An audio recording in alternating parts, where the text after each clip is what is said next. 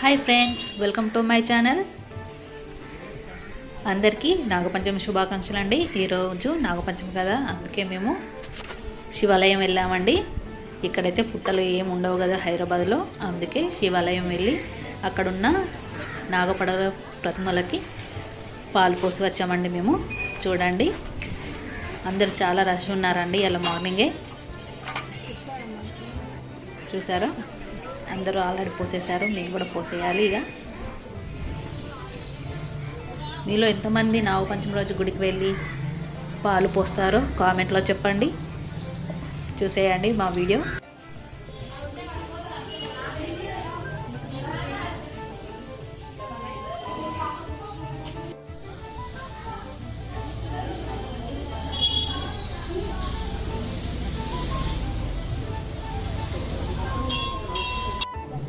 నేనైతే ఫస్ట్ పాలు పోసానండి. పాలు పోసాక నీళ్ళతో కూడా అభిషేకం చేయాలి. ఈ రెండింటితో అభిషేకం చేశాక మనం పసుపు మొత్తం నాగపడగలకు ఇలా రాయాలి. కానీ ఈరోజు అంత టైం ఉండదు కదండి, చాలా రష్ ఉంటారు కాబట్టి ఓన్లీ పసుపు కుంకుమ ఇలా చల్లేసి పువ్వులు పెట్టేసి నెయ్యితో దీపం వెలిగిస్తే చాలా మంచిదట అండి. ఇవాళ చూడండి, ఇలా మేము పెట్టేస్తున్నాము. ప్రసాదం కూడా చేసామండి, చక్కెర పొంగలి చేసుకెళ్ళాను.